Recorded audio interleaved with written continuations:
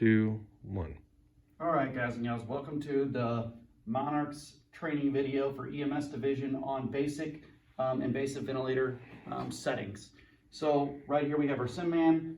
We're going through a scenario basically stating that this is our patient's parameters. The patient's a 5'10" male. We want to go through the process from the beginning to getting them on the vent. All right, we already have the patient intubated. We're saying that they're being bagged with all the appropriate settings, and we're going to walk you through setting up the ventilator. So right now, when we're setting up the ventilator, obviously we have our crew tending to the patient while the person who makes the ventilator gets the ventilator set up. So the most important things we want to do is make sure we get all of our equipment out and have it out of the way.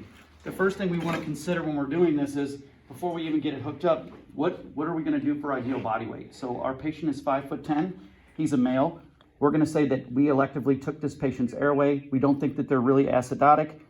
So I go over to 5'10", adult male, and I'm going to stay in our regular. I know it's going to be at 6 cc's is what we're having everybody at, 6 cc's. So I come over, and my patient's going to be 7.3 liters on our minute ventilation. Their tidal volume is going to be 438, and our respirations are going to be at 17. So I hope everybody understands that. All right, so we find this card always inside of the ventilator bag. So I'm going to go ahead and make this the connections to this, and we'll walk through. Remember, we always use SIMB volume. That is always going to be our settings for any intubated patients, okay? So right now I'm just going to connect the vent, and we're going a little bit slower than we normally would, but we want to make sure that everybody understands the process here. So we're going to go ahead and make our high pressure line connection for our O2. And we do have the quick connects. Sometimes they can be a little finicky if you have pressure on them. So you can always take the pressure off. So once we turn that on, we don't have to make any adjustments with the dial for flow settings. It's already going to bypass through. So we're going to open up our new set, okay? When you quickly open it, I mean, you're looking for it to see if there's any big punctures or holes or anything like that in the tubing. You'll also get an alert, though, when you do the test, but it's good just to kind of look at it. We're always going to be using this blue setting for our pediatric and adult patients. We're not going to be using the infant setting, and I don't even think we have those on the ambulance right now.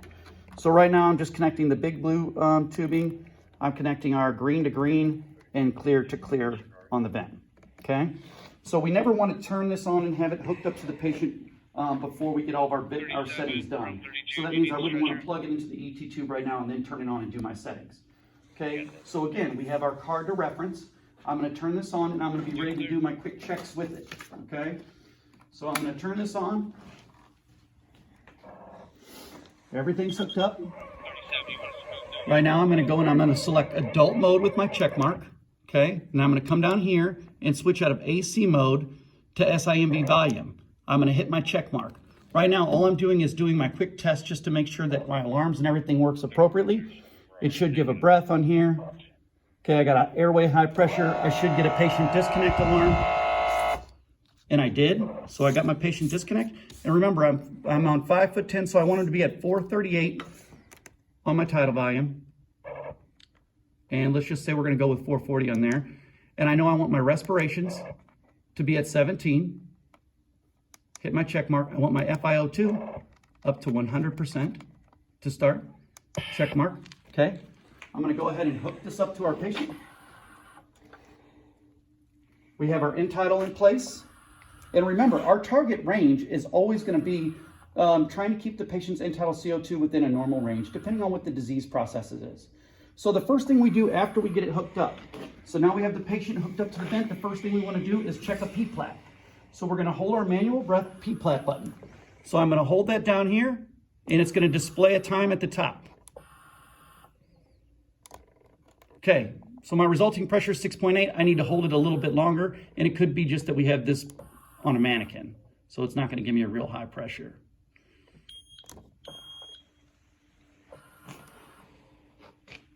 Displays me. Yeah, just because he's on the mannequin seat. All right, so we check our P-plat. We want the P-plat to be below, always below 30. Okay, P-plat is a direct inflection on how much pressure is being exerted on the alveoli. All right, the next thing I want to do is look at the rest of my settings. So my PIP is the next thing that's important. Our PIP we cannot change. Our PIP right now on this mannequin is showing 23. We always want the PIP to be less than 35. What PIP actually measures for us is what pressure is exerted on the upper respiratory tract on inhalation, okay? Now on here with this mannequin, we could be getting a little bit of a PEEP leak too because of the ET tube size we're using. It's important that we always select the correct ET tube size with our patients. But now that we have all these things set up, I want you guys to understand our patients that are intubated and are breathing and have a pulse, they're always gonna have 5 of PEEP, all right? Our trigger is always gonna be at a -2. Every one of these other settings is gonna be left to normal settings. So rise of a 2. If you come over here to the corner where my finger is, you see V-min. That right there is our minute ventilation in liters per minute. So the patient is doing 6.9 liters a minute. Now we're gonna be getting several alarms that we're having right here because we have the patient hooked up to the mannequin. We haven't really used this before, but we're trying to get you the best simulation that we can as far as this goes. So we're getting some leaks with it.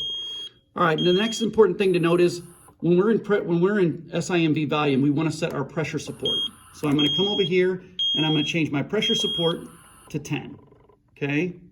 I'm gonna hit my check mark. Now my settings are complete and I'm gonna monitor the patient. So I have our FiO2 at 100, I have my pressure support at 10, my PEEP is 5, my tidal volume was measured at 438 for this patient, so we have it at 440.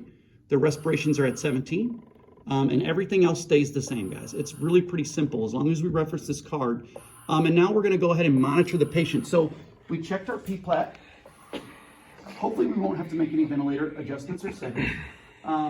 If you notice that they start waking up or trying to start over breathing our vent, some of the things that we need to start considering is, all right, should we give them some medication to sedate them? What medication do we have available? I believe in our sedation protocol, it has Versed being the first or at the top of that. And I know that we can do, I would say 2.5 to 5 milligrams, I believe is what we have in our guideline for airway sedation. So that's something to consider. If you start having problems and getting all kinds of alarms and you're just like, man, I'm kind of lost, the first thing to do if you feel like you're getting lost and you're not seeing the patient's chest rise and you think that you have a problem, disconnect the ventilator and start bagging them. Remember to go through the DOPE mnemonic. So displacement, obstruction, pneumo, and equipment, okay? A lot of times this tubing, especially the stuff we use in training, we roll it up, we crinkle it, in the ambulance it gets smashed up against something in the bag. That can cause little tiny cracks in this tubing. You may have to switch out the tubing. It's not like that couldn't happen, all right? Our O2 is something else to consider. We go through O2 pretty rapidly, so make sure that you have those portable tanks available. At the beginning of your shift, you wanna make sure they're at least 1,500, and we have at least 1,000 in our main O2. And then we keep reevaluating and reassessing the patient. Really, our transport times are normally between that 10 and 15 minutes. We shouldn't have too many complications with the vent. But when all else fails, we can go to disconnecting them from the vent and using the BVM. Remember to keep them on the end-tidal CO2. Remember to keep checking their alert scores, the RAS scores. And then remember that you have to document every 10 minutes your ventilator settings. So if you're with that patient for 15 minutes, you should have 2 different sets of ventilator settings in your ESO. All right? And that's it for now. Couple questions. Sure. Do we need to account for dead space? Yeah, so dead space is important. We've already measured this several times using a real BVM help and talking to the Zoll staff. So there's about 30 cc's of dead space within the tubing. So yeah, if you set this, when I initially set this, the patient was supposed to be at 438, so we had him at 440. Technically, I could bump that up another 30 cc's because of the dead space loss. That's a great question, Steve. So yes, I think it would be preferable to add another 30 cc's to whatever your calculated tidal volume is on your Mercy card. All right, and in there in the checkoff, it talks about, metabolic changes, adjusting to the patient needs.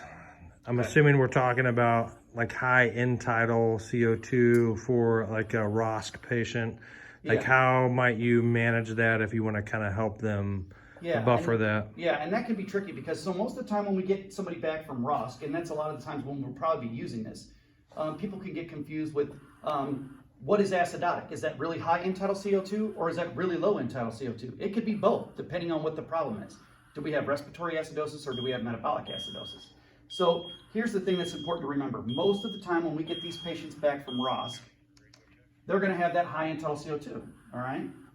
So what we wanna do is probably try and remove a little bit of that end tidal CO2. We wanna target that normal range, that 35 to 45. So when we talk about our acidotic patients, you can come over here, and if you notice on the chart for both males and females, the only really thing that changes, you guys, is the respiratory rate. So it's gone from 17 across the board to 20. And all that is a small bump in our respiratory rate, which does change our minute ventilation and helps blow some of that end-tidal CO2 out. So that this means we're ventilating the patient a little more rapidly in order to clear some of that CO2 out. And remember, it's better that we do that early on, because the longer they stay in that acidotic state, the more complications we have. So we don't want to try and clear it immediately by hyperventilating them extremely, but we do want to slowly increase our respiratory rate to try and blow some of that out. All right. Thank you. All right.